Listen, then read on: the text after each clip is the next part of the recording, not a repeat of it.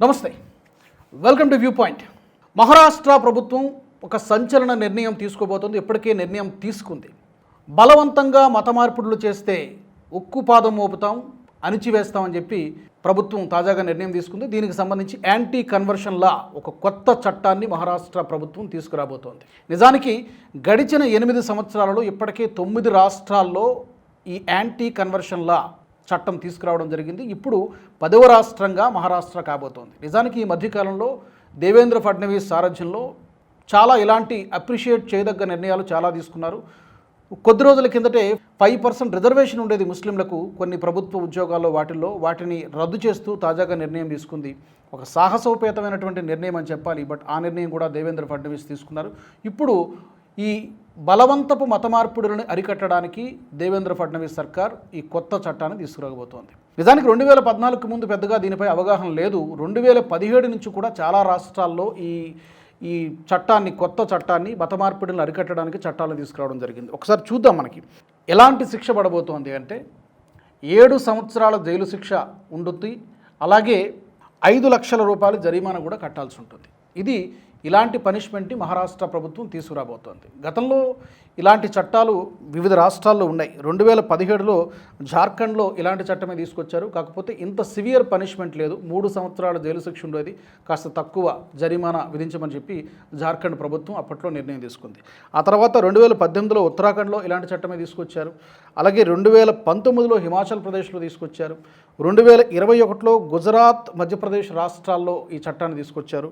ప్రధానంగా బీజేపీ పాలిత రాష్ట్రాల్లో ఎక్కువగా తీసుకొస్తూ ఉన్నారు. దీని ఆవశ్యకత నీడ్ ఆఫ్ ద అవర్, ఎందుకంటే ఇప్పటికే చాలా ఆలస్యమైంది.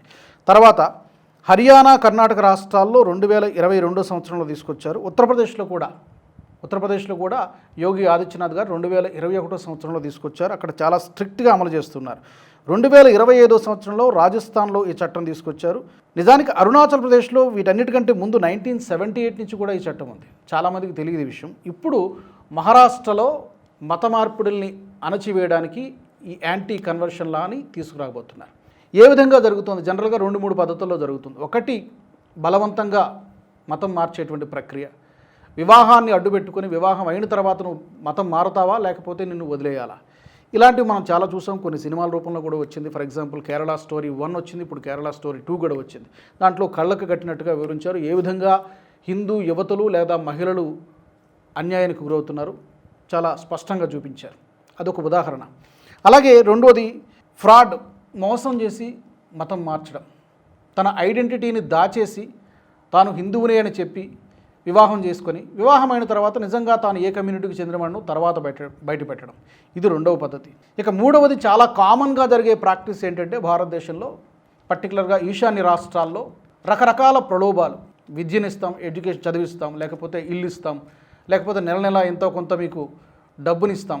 ఇలాగ రకరకాలుగా ప్రలోభ పెట్టి మతం మార్చేటువంటి ప్రక్రియ మిషనరీలు ఫారెన్ నుంచి వచ్చినటువంటి ఫండ్స్తో చాలా యథేచ్ఛగా జరుగుతోంది. నిజానికి ఈశాన్య రాష్ట్రాల్లో ఇప్పటికే చాలా వరకు కన్వర్షన్ జరిగిపోయింది. హిందువుల జనాభా ఆల్మోస్ట్ అక్కడ చాలా వరకు తగ్గిపోయింది ఈశాన్య రాష్ట్రాల్లో. ఇప్పుడు మిగిలిన రాష్ట్రాల్లో కూడా ఈ విస్తరణ ప్రక్రియ జరుగుతోంది. ఎందుకు చేస్తున్నారు, ఎలా చేస్తున్నారని మనం చూసి, ఎక్కడ జరుగుతోంది? ప్రధానంగా గ్రామీణ ప్రాంతాల్లో చాలా తీవ్రంగా జరుగుతోంది. ట్రైబల్ ఏరియాస్లో జరుగుతోంది. ఎవరైతే కాస్త ఆర్థికంగా వెనకబడిన వాడు ఉన్నారో, వెనకబడినటువంటి కుటుంబాలు ఉన్నాయో వాళ్ళని టార్గెట్ చేస్తున్నారు. ఇప్పుడు పట్టణాల్లో కూడా జరుగుతోంది రకరకాల పద్ధతుల్లో.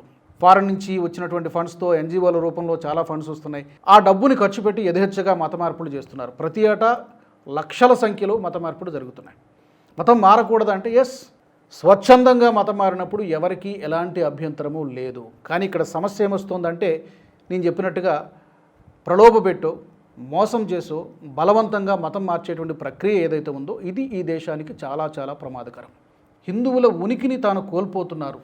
హిందువుల అస్తిత్వానికి ప్రమాదం వచ్చేటువంటి పరిస్థితులు దాపురిస్తున్నాయి. ఇమీడియట్గా దీని ఎఫెక్ట్ మనకి కనిపించకపోవచ్చు. ఒక స్లో పాయిజన్ లాగా విస్తరిస్తోంది, చాప కింద నీరులాగా విస్తరిస్తోంది.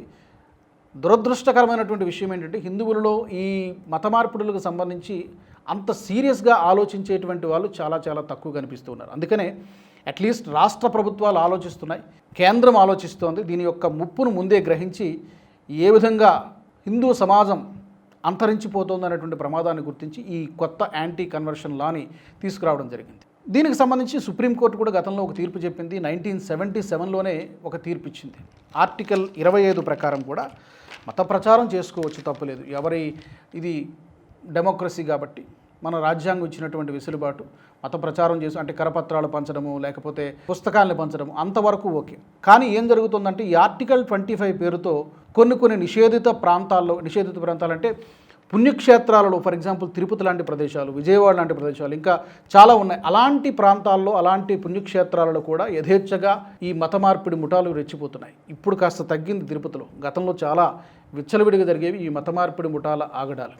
ఇప్పుడు వీటన్నిటికీ కూడా చెక్ పెట్టడానికి వడివడిగా అడుగులు పడుతున్నాయి. బహుశా ఇవి మిగిలిన రాష్ట్రాలు కూడా, ఇప్పటికైతే ఇది 10వ రాష్ట్రం కాబోతోంది మహారాష్ట్ర. మరికొన్ని రాష్ట్రాల్లో కూడా ఎక్కడెక్కడైతే ఈ తీవ్రత ఉందో అన్ని రాష్ట్రాల్లో కూడా ఈ యొక్క చట్టాన్ని, యాంటీ కన్వర్షన్ లాను తీసుకురావాల్సినటువంటి అవసరం ఉంది. ఏంటి నష్టం అంటే డెమోగ్రఫిక్ చేంజెస్ చాలా వేగంగా జరుగుతున్నాయి. ఇప్పటికే ఈ ప్రమాదపు టంచులో హిమాచల్ ప్రదేశ్ వెళ్ళిపోయింది, అస్సాం వెళ్ళిపోయింది, కేరళలో వెళ్ళిపోయింది. కేరళ కూడా అదే ప్రమాదం పొంచి ఉంది. కర్ణాటక, తమిళనాడు ప్రాంతాల్లో కూడా అదే ప్రమాదం పొంచి ఉంది. ఒక స్లో పాయిజన్ లాగా, చాపకంద నీరులాగా విస్తరిస్తోంది. జనాభా నిష్పత్తి చాలా వేగంగా మారిపోతోంది. హిందువుల సంఖ్య తగ్గిపోతోంది, మిగిలిన మతాల సంఖ్య పెరిగిపోతోంది. గతంలో మీ అందరికీ గుర్తునే ఉంటుంది, పాపులర్ ఫ్రంట్ ఆఫ్ ఇండియా అంటే పిఎఫ్ఐని నిషేధించినప్పుడు, ఆ సంస్థ కార్యాలయాలపై దాడులు చేసినప్పుడు చాలా సీక్రెట్ డాక్యుమెంట్స్ బయటపడ్డాయి. అందులో ఒక హిట్ లిస్ట్ కూడా బయటపడింది. అది వేరే అంశం. దేశంలోని ఒక 100 మంది నేతలను టార్గెట్ చేస్తూ వాళ్ళని చంపడానికి కుట్ర పన్నారు, ప్రణాళిక రచించారు. దాన్ని భగ్నం చేశారు. అది వేరే అంశం.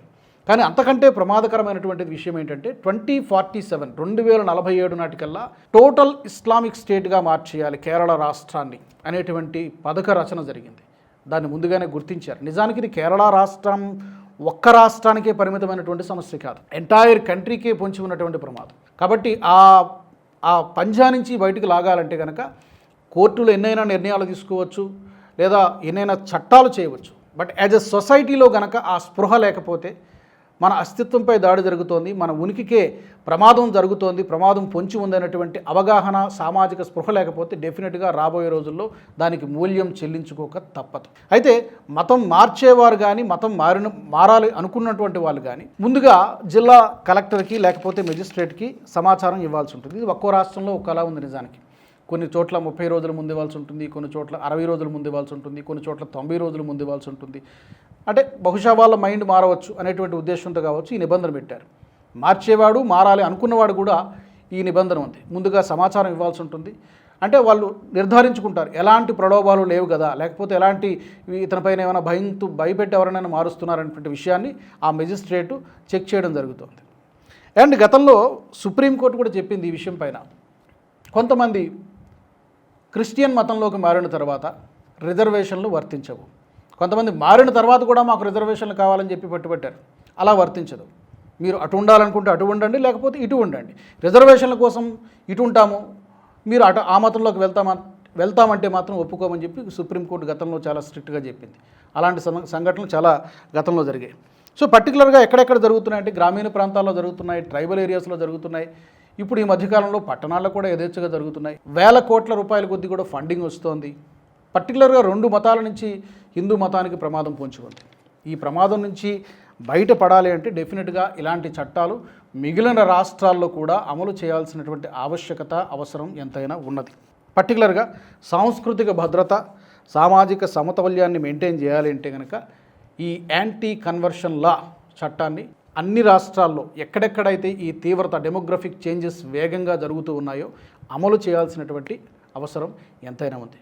మరి ఈ అంశానికి సంబంధించి మీ అభిప్రాయాన్ని తప్పకుండా కామెంట్ రూపంలో తెలియచేయండి. హిందూ ధర్మం లేదా హిందూ మతం, హిందువులు తమ ఉనికిని కాపాడుకోవాలంటే ఈ యాంటీ కన్వర్షన్ లా ఎంతవరకు ఉపయోగపడుతుంది, లేకపోతే ఇంతకు మించి ఇంకేమైనా ప్రభుత్వాలు చేయాల్సి ఉంటుందా, యాజ్ ఎ సొసైటీ ఎంత జాగ్రత్తగా ఉండాల్సినటువంటి అవసరం ఉంది.